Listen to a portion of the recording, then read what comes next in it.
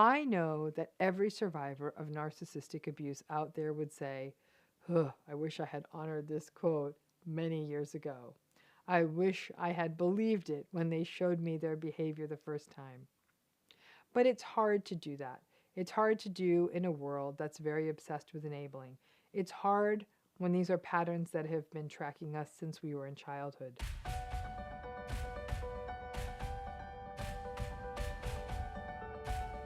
How many of you have heard this proverb? I bet a lot of you have. An ounce of prevention is worth a pound of cure. So I'm Dr. Ramani. Welcome back to the Proverbs. Again, these Proverbs are those little things we actually learn sometimes even when we were kids.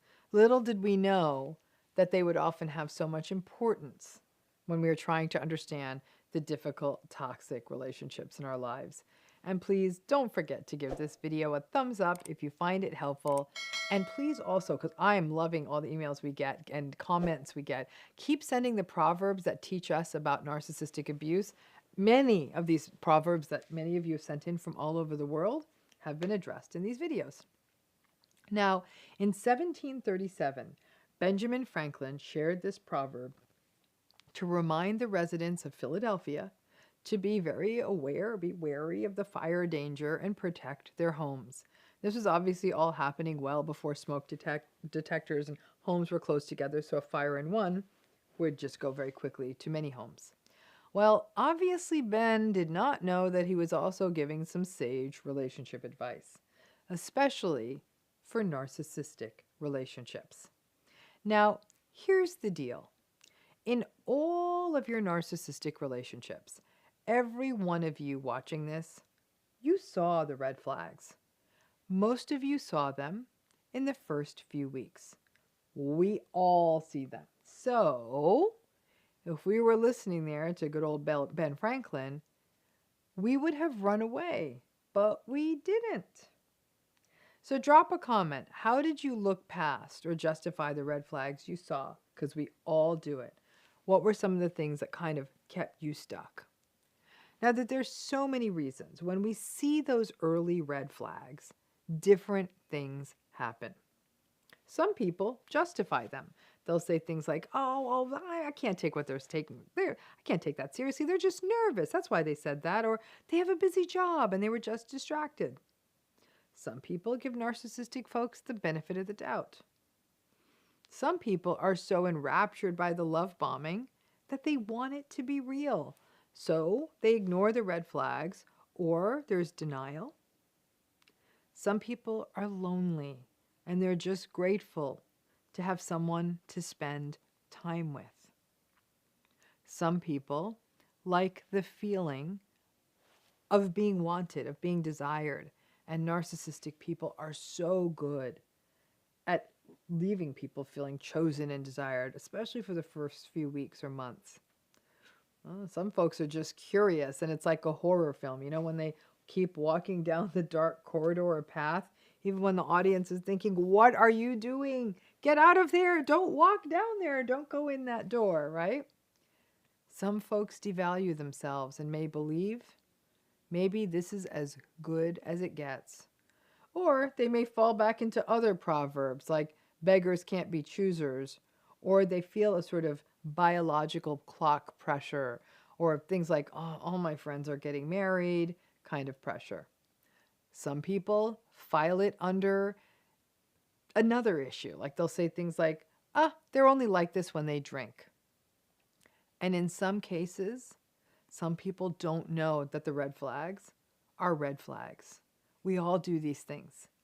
We do it because not all of us get it, or parts of us still justify leftover from earlier relationships. Now, red flags are as varied as the reasons people stay. Please drop a comment then. What red flags did you see early on in your narcissistic relationship? We really should create an encyclopedia of red flags, right? Now, many times, the red flags, they are things you can barely articulate, but you feel it. Classical red flags include the other person being really reactive and sensitive to even the smallest bits of feedback, or when they're very reactive when things don't go the way they want, or they're inappropriate or rude with servers or bartenders or anyone whose role or job is to help in that situation, or may say you can't do this or the wait is going to take a really long time or something like that.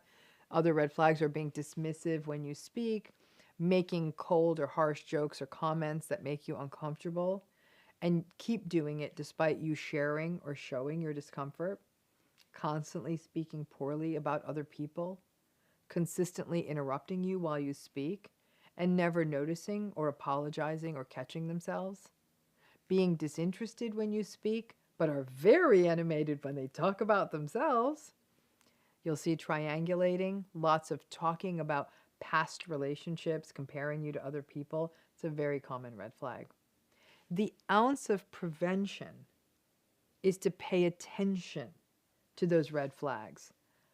But so sadly, we're not socialized.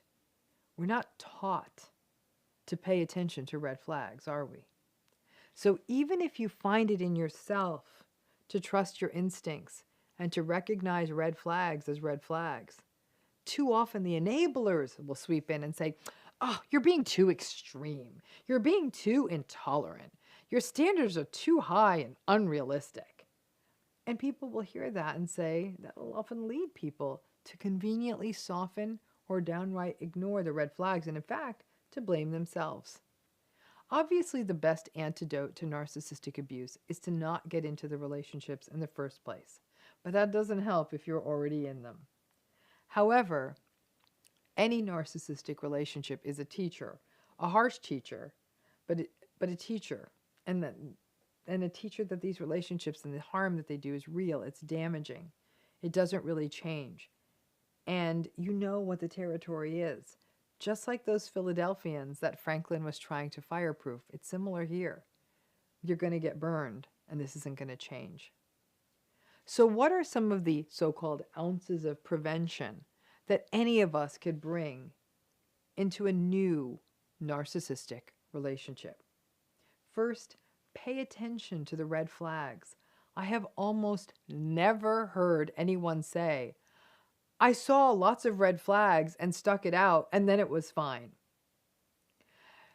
Because cutting and running after one red flag feels overwhelming for people. They feel like that's just too intense. I always suggest the rule of threes. 3 red flags. Maybe you see the same red flag 3 times. Maybe you experience different ones. But the rule of 3. At 3, you got yourself a pattern. And it's still early enough, because usually they'll come early enough, to step away from one of these relationships without too much drama, though there's likely to be hoovering, and you just need to be resistant in the face of that.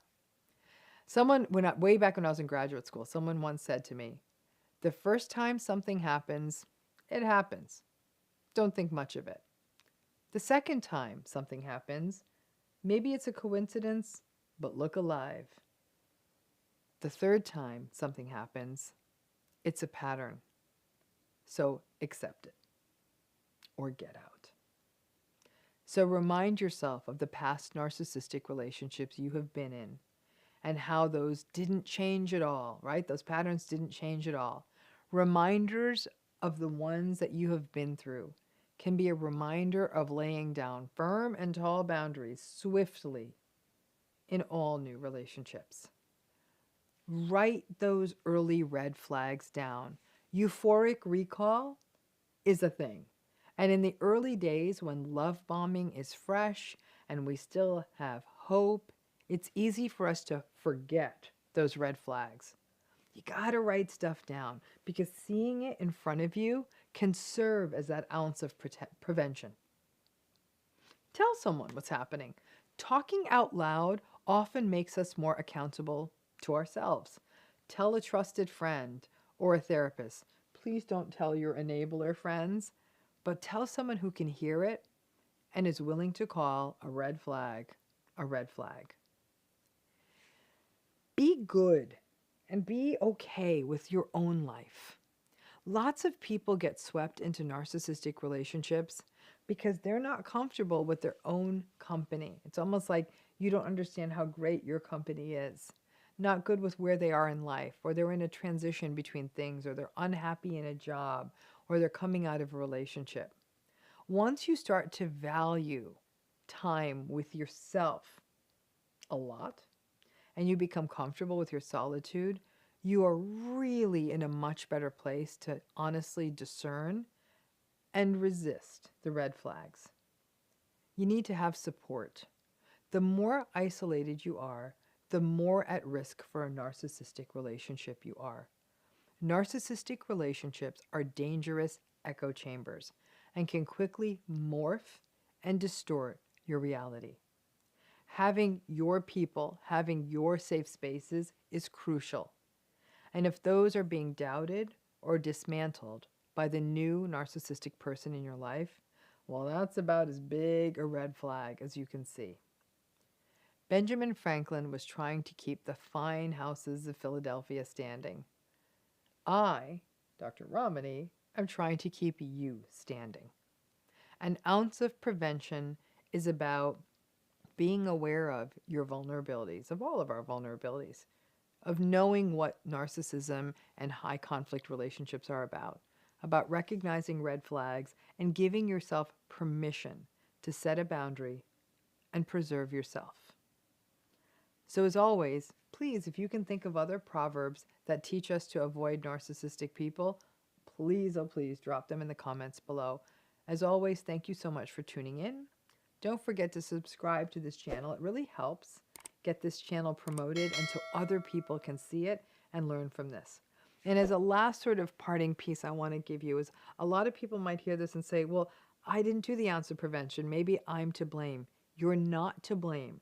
You're never to blame for another person's bad behavior.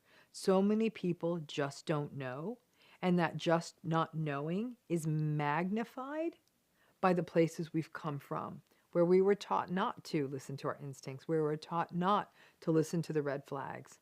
So please always know that even if we stay in these relationships for a long time, even if we choose them, yes, we can say, yeah, I chose this. However, I didn't understand this. So it's incredibly important that you know you do not internalize this from a place of self-blame. But in some ways, there's things, all of us don't know some things because we weren't taught them.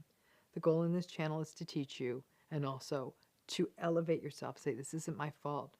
I understand it now, and I have the right to protect myself, set boundaries, to value myself, and to move forward into an authentic future where I'm treated in the way that I deserve, that all people deserve to be treated. When people show you who they are, believe them the first time. This is, again, less of a proverb and more of a quote from the esteemed Dr. Maya Angelou, but I hope over time, like most of this great lady's wisdom, it does become a proverb, and as far as I'm concerned, it is a proverb. Now, variants of this statement have been proverbs over time, but let's focus on this telling. I have no doubt that this statement will stand the test of time for many, many generations. Now, listen, you've seen it, on numerous narcissistic abuse sites online, on Instagram pages, you name it, this quote shows up. Even people who are angry about a breakup, they'll post this quote. Why? Because it's a good one. But let's finally and once and for all connect it to narcissism and narcissistic abuse, just to put a finer point on us and finer point on it and really push home this idea of survivorship. Now, this is a quote about red flags and paying attention to red flags early, which if all of us did that, the number of folks in narcissistically abusive relationships would drop precipitously. Now, this quote doesn't work well in all situations, obviously. For example, a child may recognize that their parent is a toxic mess or unpleasant or difficult, and they may have that recognition when they're 5 years old, but there isn't a whole heck of a lot the child can do about it. But there is truth to the child recognizing the hot mess that their parent is and believing it instead of waiting for a better parent to come around, which is obviously not an option, right? But in adult relationships, frankly, all relationships, but definitely in narcissistic relationships, this quote, this passage is truth. Now, note that the quote doesn't tell you that once someone shows you who they really are, that you have to walk away or give up on the relationship. It simply tells you to believe them when they show you who they really are. When you look back at a narcissistic relationship, can you pinpoint that moment when the narcissist first showed you who they were? Please drop that in the comments, because I think we'll all be amazed at how early that became known to all of us in all of our relationships. Now, I've said this 1,000 times, and so now I'm going to say it for the 1,001st time. This is all about cognitive dissonance. We meet someone, we like someone, we may be enjoying the love bombing period, or we may be enjoying working in a new place, even though there are a few red flags popping up suggesting some shady stuff. Or we may enjoy this new friendship we've made and we don't want it to go away. But then this new person in our lives does something. They do something that's very not okay. Maybe it's very manipulative or invalidating or very dysregulated or very inappropriate. But in short, it's not okay. Then the inconsistency hits us, right? Like, shoot, I was really enjoying this person. I don't want this icky thing about them to be true. So what do? We justify. They don't really mean what they said or they did. Everyone makes mistakes, right? I'm not going to think about it that much. They're just stressed. I'm the one who's overthinking it. I'm so sensitive. I'm too sensitive. Oh, everyone's talking about red flags. You know the drill on the things we tell ourselves, right? The justification is a way for us to smooth it all out, and we enter the blissful paradise of denial, and we just keep moving forward. Maya Angelou's quote is so powerful because she is saying, hey folks, when someone shows you who they are, look alive. Again, she isn't saying cut and run, which I know a lot of people cannot do and won't do that early. She's just saying, pay attention. And yeah, okay, if that's what you want to do, you can keep dating the person, you can stay in the job, you can keep cultivating the friendship, and you have to recognize that they gaslighted you, or they lied to you, or they did some other shady thing, or they manipulated you, or disrespected you, or you watched them do wrong things by other people. When that happened, they showed you who they really are. If you stay in the relationship, you are staying in with this information about who they really are and need to make space to shift your schema of them, whether you stay or whether you depart. Now that doesn't feel good, does it? When you have to make space for their not very nice behavior, because it may be a big shift, and that doesn't fit the narrative that we want in those glossy, love-bombing, hope-filled days. Hell, sometimes this continues to happen even decades into the devalue and the discard phases. People still want to keep hope. This is also powerful because Maya Angelou is telling us to look alive the first time someone shows us who they really are. We often give so many second chances that by about the 153rd time, we may be willing to call it a pattern. But by then, the harm is done. The harm is done to you and perhaps to others around you. At that point, you are deep in a narcissistically abusive mess, and you are starting to lose yourself and experience all the bad stuff people going through narcissistic abuse go through. Now, a pattern that puts all of us at risk for narcissistic relationships is our unwillingness to trust our instincts. To allow us, those instincts allow us to see when someone shows us who they really are and believe it. That unwillingness to trust our gut when we see patterns early on, and that's made even worse by the hordes of enablers who will say, oh, come on now, you have to give everyone a chance, or they'll say things like, oh, don't be so cold. All of that can make it feel impossible to really see when someone is showing you who they really are. Even if everyone is saying, no, no, it's not, if you see it, then it's real to you, and so give yourself permission to pay attention.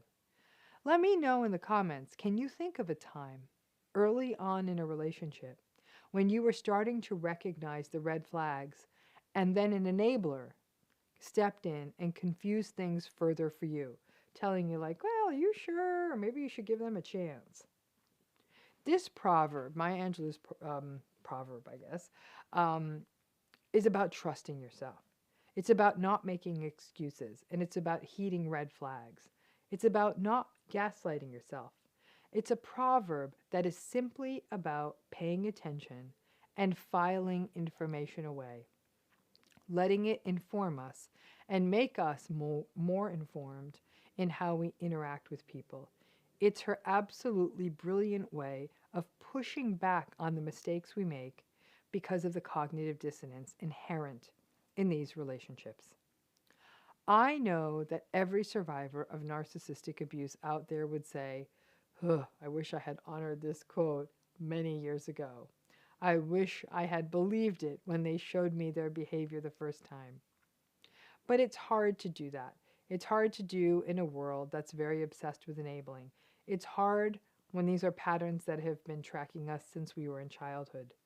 And again, this isn't about a wholesale dismissal of a person or about instantly removing them from your life immediately, but it's about seeing them more clearly.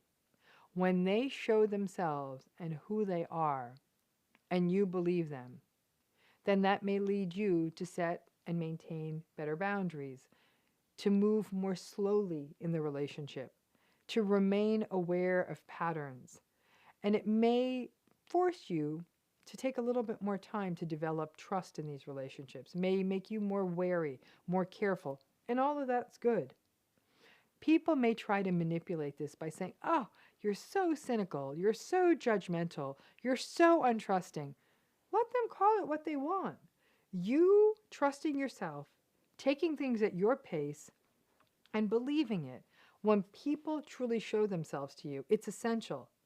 Don't let other people's manipulations and insecurities lead you to doubt yourself. I clearly remember being in this situation in a work setting where the first time a new person joined the team and opened his mouth, he was arrogant, rude, entitled, pretentious, and dismissive. He interrupted people all the time. He showed me who he was in the first hour. I believed it. Now, others in this group of people pushed back when I wouldn't work closely with him on that first day. They told me, oh, Ramani, you're letting all this narcissism stuff you do get the best of you. They told me I wasn't being kind-hearted, that I was being crotchety and difficult. Now, I knew those things weren't true of me, and I said, y'all, you hang with this dude, I'm out. And I even skipped out of a group gathering, it was like a dinner kind of happy hour thing that they had at the end of that workday, because I really did find this person so dreadful. Interestingly, a year later, he made a mess of things and professionally in something they were working on. I'm owning it. I was a little bit proud I had steered clear of the whole mess that now all the rest of them were left to clean up. I didn't say I told you so, but I thought it. I got a little sassy, but I have to tell you, that one little story was such a lesson to me because I actually listened to my instincts on that one, even when people were pushing back on me. Ironically, I haven't always gotten this right. And when another incident happened recently to me, and my instincts told me, the situation's not comfortable, pay attention, this person has shown you who they are, I even hinted to other people there could be a concern. But I said, oh, Ramani, you got to stop being so judgmental, you got to stop being so cold. Needless to say, that situation bit back, and it bit me back badly. That person showed me who they are, were, always will be, and I chose not to believe. And let me tell you, I took a hell of a hit. This isn't just a great quote. It's truth. And if you really read into the depth of it, you can see it is the deep truth that can protect you from any new narcissistic or toxic people who attempt to enter your world. But let me throw in a little bit of an aside, because I'm going to actually, for once, end this video on an optimistic note. The other way that this Maya Angelou quote can go is that when someone shows you who they really are, believe them. If somebody shows you the best of themselves, they go that extra mile, and they do it, not just that first time and you believe them, and they do it again, believe them. Because I think that what's so challenging is so often that Maya Angelou quote has been cited as a way to sort of remember the poison of a person. But it's one thing for a person to say, I'm so great, I'm so helpful. It's quite another when they actually do it. So, just as much as her quote gives us information on the toxic people around us, unfortunately, far less often, but sometimes, we also have to pay attention to the good people in our midst. There aren't enough of them, but when one comes around, please cultivate that relationship, cherish it, because fewer and fewer of us are finding those people who show us the best of themselves, and we need to believe it. If you play with fire, you will get burned. Now, you know you've all heard this one. You've been hearing this proverb since you were a child.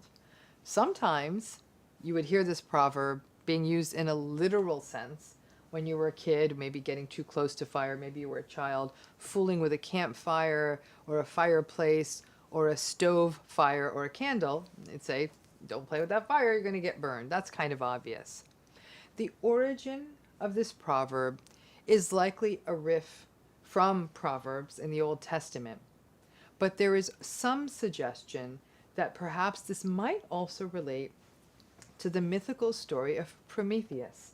If you remember that myth, Prometheus was the man who stole fire from the gods. Prometheus was punished for eternity by being tied to a rock, and Zeus sent an eagle to eat out his liver every single day. His liver would grow back, and he'd have to go through that again.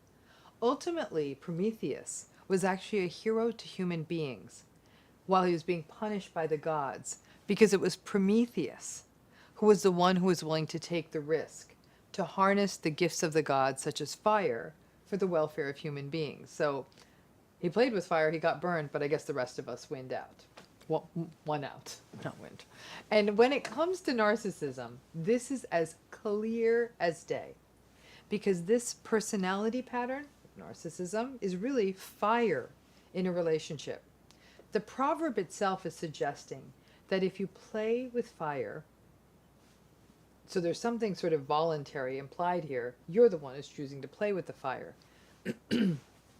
But in that way, maybe it is any interaction with a person who is narcissistic, especially when you know where it's going to end up and you still choose to play with fire.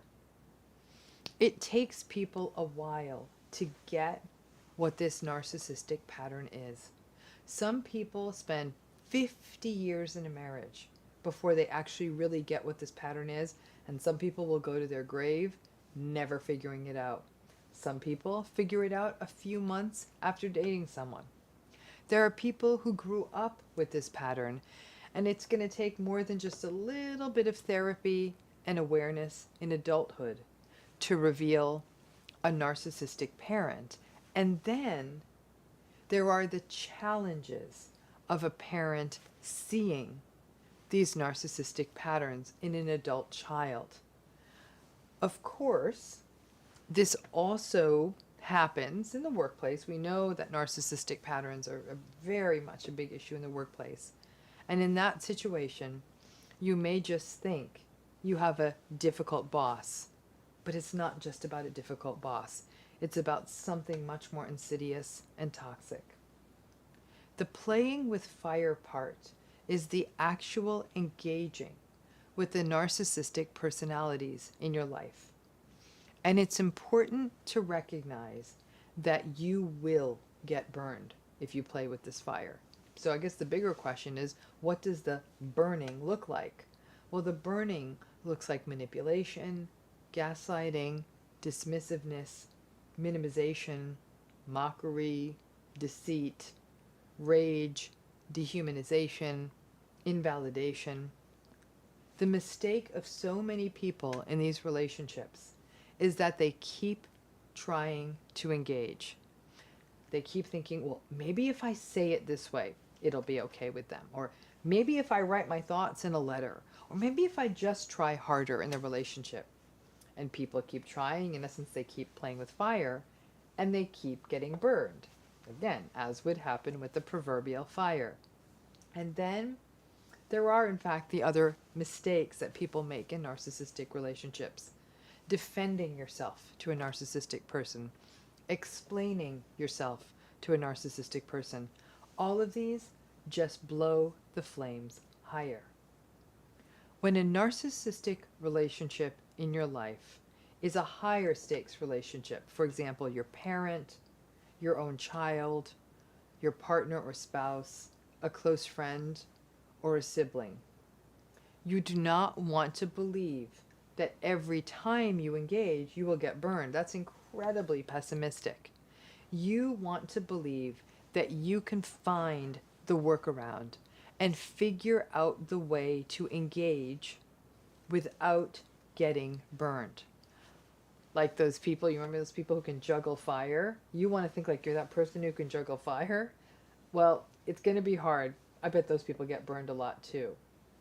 And yet, just like sticking your hand into the middle of a bonfire, there's an inevitability you're going to get burned, right? You stick your hand in a fire, you're going to get burned. You spend too much time with a narcissist, you're going to get burned. The hubris of human beings is to believe that we are able to tame the fire. No more than you can tame the narcissist can you tame a fire. So many people, upon meeting anew a charming, charismatic, confident, larger-than-life person who turns out to be a narcissistic person, they don't want to believe it's true. So they may try to play with the fire. They may try to play with this charming, charismatic person. And inevitably, that larger-than-life person is not only too good to be true, just like with the fire, you're going to get burned. Once again, those Old Testament proverbs are a veritable instruction manual on how to manage narcissistic personalities, avoid narcissistic personality disorder, and if you throw in some old Greek myths, and we're always reminded, we've always known a lot of these things. Perhaps the piece that people didn't know is that these kinds of high conflict, difficult relationships are pretty much the equivalent of fire.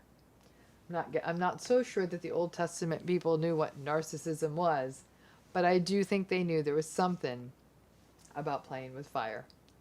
Prometheus paid a dear price for eternity for messing with those narcissistic gods on Mount Olympus and being so bold as to steal their fire. Lots of people out there, much like Prometheus, have paid a dear price for continuing to play with fire in their relationships. So think on that. And so next time you think of like, maybe I'm going to spend time with this charming, charismatic person, just remember, think about it as playing with fire. This is a proverb I know a lot of you are familiar with. Maybe not. Maybe this one's not as common as the others, but it's an interesting one. This one is, ready? Lie down with dogs, wake up with fleas. And again, I love hearing all these proverbs you're sending in. Keep sending them in because this series might just go on forever. Now, this is no disrespect to all of the well-groomed dogs out there, but this one is as clear as can be. And in this case, I do believe we're speaking of dog in the pejorative, not your beautiful, lovely dogs out there. Be aware. Basically, this is saying be aware of the company you keep. And if you do get into dealings with not very good people, you're going to end up with their problems. In terms of the origins of this, there is a Latin phrase that sort of had early origins, that sort of a riff on this. Nobody's quite clear who is responsible for this one. The first recorded telling of this saying is by someone named James Sanford in the late 1500s. And then this line about dogs and fleas showed up in Benjamin Franklin's Poor Richard's Almanac, so late 1700s.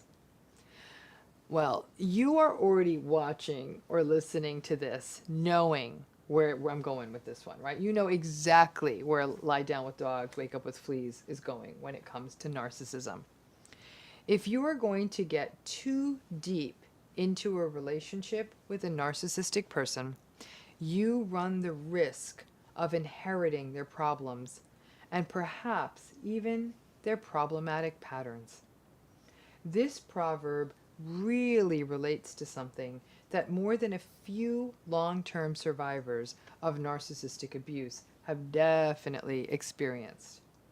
They find themselves, that much to their chagrin, that they start inheriting some of the narcissist patterns. I know it's terrible, but I know some of you are saying, yes, this has happened to me. So let's break this down.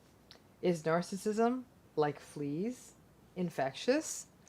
Maybe it's not infectious, but just like fleas, a little bit may jump on us. We do tend to pick up the patterns we are exposed to. I actually do think a lot of this is survivalism. If you are going to be heard, or if you're even going to try to get heard in a relationship with a narcissist, you may find yourself having to interrupt them. And the risk is then that you will learn to interrupt people outside of this relationship just as you interrupt them and they interrupt you. If you are chronically exposed to, for example, entitlement as a way to get things done, because that's what the narcissistic person in your life does, they act very entitled, you may not be very self-reflective during an entitled moment. You may, and because these relationships are stressful too, you might be at risk for maybe demanding an appointment or throwing a fuss when you are waiting in a store, or expecting to maybe duck out of waiting in line because you're so busy. Just because this kind of entitled behavior almost gets normalized. It may not be that you're entitled, but it's just sort of what's been happening around you for so long. You may find yourself monopolizing a conversation and not really meaning to. And this may be because you are never, ever heard at home, and just the opportunity to talk with other people may be the first time you are being heard in a long time. So as a result, you may just sort of find yourself talking because like, oh, people are listening. If this is a business relationship, sadly, it's very easy to learn dodgy business or unethical business work practices if that's how you're taught or that's what you've observed working with someone for a long time.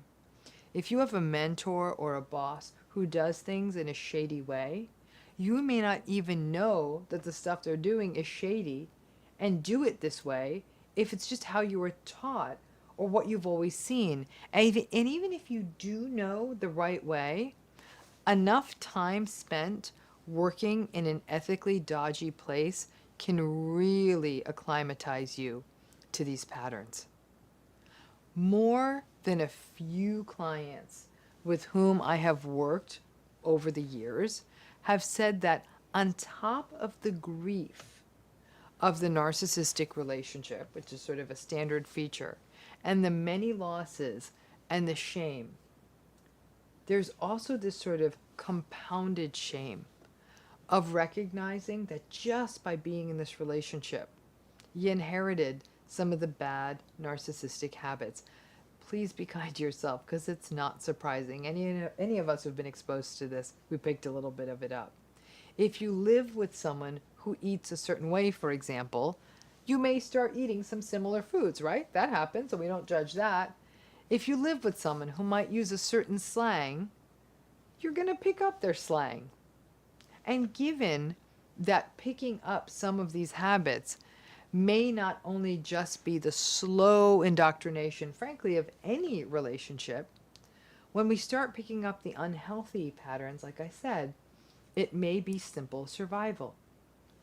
To live for a long time with a narcissistic person, in a way, is that you become strangely selfish just to get some of your needs met. Otherwise, you're not ever going to get them met, right? You don't have the luxury in this kind of relationship of waiting your turn. If you don't grab up what you can quickly, you will be left high and dry, and you'll honestly slowly starve to death. There's sort of a loss of delicateness and circumspection that comes from being in these relationships because, like I said, you're trying to survive. Lie down with dogs, wake up with fleas, right? In addition, over time, you may start getting so habituated and acculturated to narcissistic habits, and there's a real risk of that happening, especially if you grew up this way. You stop seeing what is unhealthy You may not notice the gaslighting when it's happening because it's always how people have communicated with you. You may not recognize manipulation and actually even engage in it sometimes because it's how you learn to get needs met when there is no other way. You may find that you have a much shorter fuse with regard to getting angry because you spend so much of your life in a state of frustration, and rage is the norm in your household. But there are another form of fleas that come from these relationships, and that is these really unhealthy patterns of self-devaluation, self-deprecation, and the self-shaming that come out of being in these relationships. People lie down with the proverbial dog, in this case, the narcissistic person, and find that they have internalized the voice of the narcissist. In essence, they don't just wake up with the fleas, they've swallowed the fleas. They find themselves putting themselves down in the same way that the narcissist does. After a while, the narcissistic person doesn't need to gaslight them. The person is gaslighting themselves, right? It's almost like you're doing the narcissist's dirty manipulative work on yourself. You start walking around reflexively saying, oh, I'm so stupid.